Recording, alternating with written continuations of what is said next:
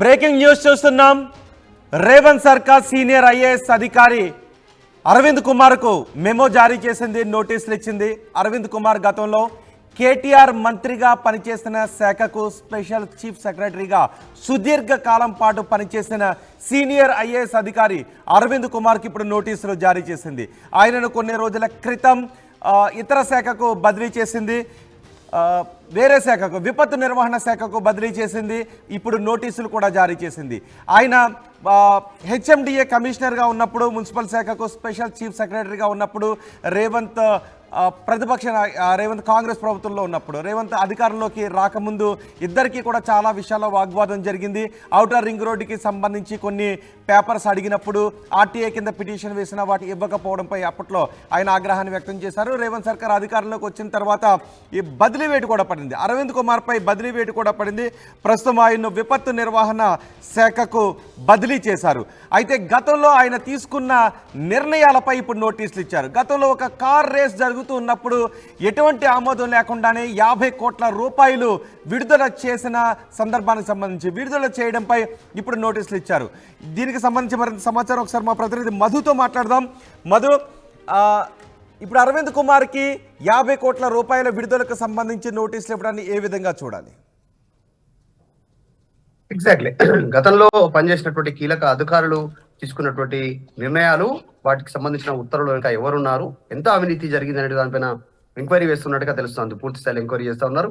నిజంగానే గతంలో ప్రతిపక్షంలో ఉన్నప్పుడు రేవంత్ రెడ్డికి, అరవింద్ కుమార్ కి చాలా తీవ్రమైనటువంటి వాగ్వాదం జరిగింది. అడిగిన డీటెయిల్స్ ఇవ్వకపోవడంతో మేము అధికారంలోకి వస్తే 20 నుంచి 30 ఏళ్లు జైల్లో ఉండాల్సి వస్తుంది, అరవింద్ కుమార్ ఎట్టి పరిస్థితుల్లో వదిలేదు లేదు, ప్రభుత్వానికి అనుకూలంగా పనిచేస్తా ఉన్నారు, అప్పుడున్న ప్రభుత్వానికి అంటే నిబంధనలను ఉల్లంఘించి అనుకూలంగా పనిచేస్తా ఉన్నారు, ఒక పార్టీ కార్యకర్తలాగా పనిచేస్తా ఉన్నారు అనేటువంటి వార్నింగ్ ఇచ్చారు.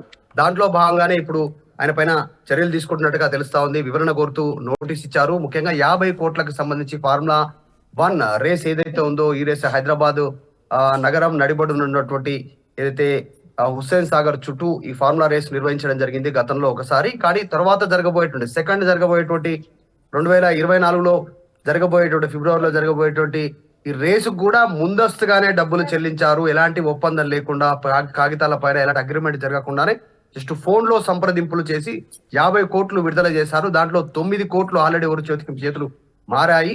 దీని వెనకాల భారీ కుట్ర జరిగింది, అవినీతి జరిగింది, 50 కోట్ల స్కామ్ ఉంది అనేటువంటిది కేవలం ఆ ఒక్క విషయంలోనే, ఈ ఈవెంట్ కి సంబంధించి ఫార్ములా రేస్ కి సంబంధించిన ఈవెంట్ లోనే 50 కోట్ల అవినీతి జరిగి 9 కోట్లు చేతులు మారితే, ఇంకా గతంలో జరిగినటువంటి నిర్ణయాలపైన ఎంత అవినీతి జరిగింది, ఎన్ని కోట్ల అవినీతి ఉంది, వీటన్నిటిని వెలికి తీయాలనేటువంటిది నోటీస్ ఇచ్చారు.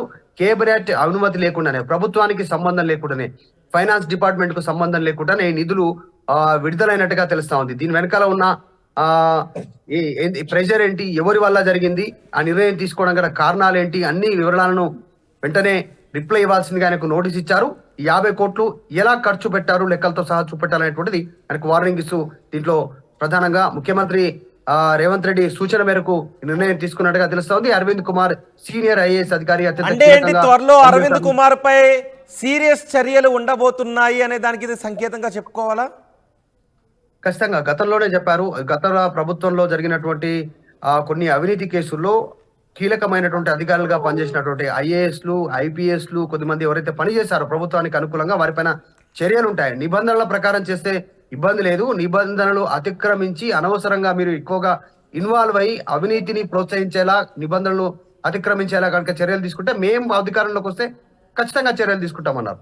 అదేవిధంగా అరవింద్ కుమార్ కి సంబంధించినటువంటి విషయంలో జరుగుతున్న ఇన్సిడెంట్ చూస్తే అర్థమవుతోంది ఎంత కీలకమైనటువంటి అధికారిగా ఉన్న అరవింద్ కుమార్ ని అప్రాధాన్యత పోస్ట్ కు బదిలీ చేయడంతోనే భారీగా దీనిపైన చర్చ జరిగింది. సో రేవంత్ సర్కార్ అధికారంలో ఉంది, చర్యలకు పూనుకుంటున్నట్టుగా తెలుస్తోంది. త్వరలోనే అరవింద్ పైన 50 కోట్లకు సంబంధించినటువంటి విషయంపైన హెచ్ఎండి అనుమతి లేదు, ఫైనాన్స్ డిపార్ట్మెంట్ అనుమతి లేదు, ప్రభుత్వానికి తెలీదు, అప్పుడున్న క్యాబినెట్ కూడా తెలీదు.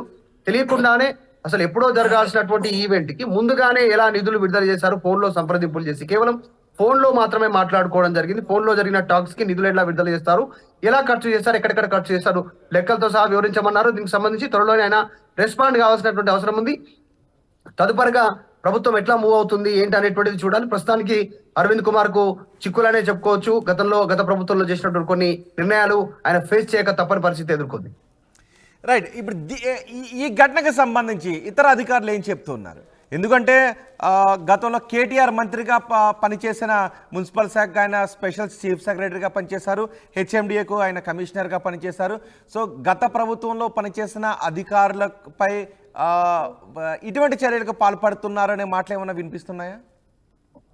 ఇప్పుడు ఫార్ములా రేసింగ్ అనేటువంటిది ఇంటర్నేషనల్ ఈవెంట్. ఇది విదేశాల్లో జరుగుతాయి. హైదరాబాద్ లో జరగడం అదొక పెద్ద బ్రాండింగ్, హైదరాబాద్ బ్రాండింగ్ ప్రపంచ దేశాలకు తెలిసేటువంటి అవకాశం ఉంది. చాలా మంది ఇటువైపు చూస్తారు, ఇన్వెస్టర్లు కానీ పెద్ద పెద్ద బిజినెస్ మ్యాన్లు కానీ ఈ ఇంట్రెస్ట్ ఉన్నటువంటి వాళ్ళు ఇటు చూస్తారు అనేటువంటిది ప్రభుత్వ వాదన గతంలో. కానీ అధికారులు చెప్తా ఉంది ఏంటంటే ఫార్ములా ఈ ఆపరేషన్ లో ఉల్లంఘనలు జరిగాయి, వారితో ఒప్పందం చేసుకోవడంలో ఫస్ట్ లో కావచ్చు, సెకండ్ లో కావచ్చు. ఇప్పుడు జరగబోయేటువంటి ఈవెంట్ కి సంబంధించినట్టు అంటే జరగబోయే ఈవెంట్ ఆల్రెడీ ఈ ప్రభుత్వం రద్దు చేసింది. ఈ విషయం తెలిసిన తర్వాత రద్దు అయింది. ఫార్ములా సంబంధించినటువంటి రేసు ఈవెంట్ రద్దు అయిపోయింది. ప్రస్తుతం జరగబోయేది.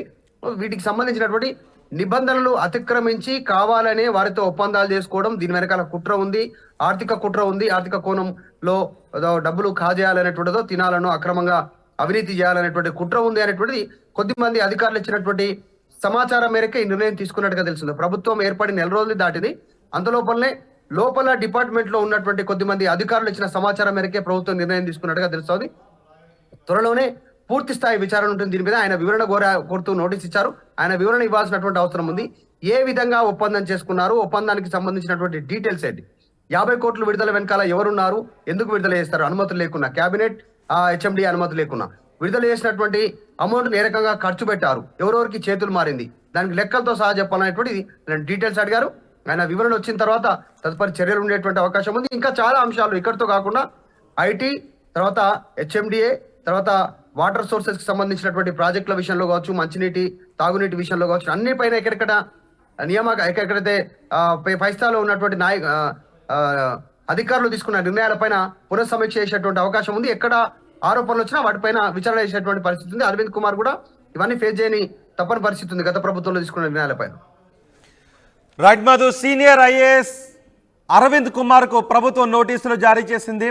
హెచ్ఎండిఏ కమిషనర్ గా ఉన్నప్పుడు ఫార్ములా రేసింగ్ కోసం 50 కోట్ల రూపాయలు విడుదల చేశారు అరవింద్. కేబినెట్ అనుమతి లేకుండా ఎలా మంజూరు చేశారు అనే అనుమానాలను లేవనెత్తుతూ నోటీసులు జారీ చేశారు. అనుమతి లేకుండా ఏ హోదాలో ఆ సంస్థతో ఒప్పందాలు చేసుకున్నారో చెప్పాలి అని మెమోలో పేర్కొన్నారు. ఫార్ములా ఈ ఆపరేషన్లో తీవ్ర ఉల్లంఘనలకు పాల్పడ్డారు అని చెప్తున్నారు. ఏబీబీ ఫార్ములా ఈ సంస్థతో అరవింద్ కుమార్ ఒప్పందాన్ని చేసుకున్నారు. హెచ్ఎండిఏ బోర్డు అనుమతి లేకుండానే నిధులు చెల్లింపు విషయాన్ని తప్పుబడుతున్నారు. 50 కోట్ల రూపాయలు ఎలా ఖర్చు పెట్టారో లెక్కలతో సహా చెప్పాలి, వివరాలు చెప్పాలి అంటూ సీనియర్ ఐఏఎస్ అధికారి అరవింద్ కుమార్కు నోటీసులు జారీ చేశారు.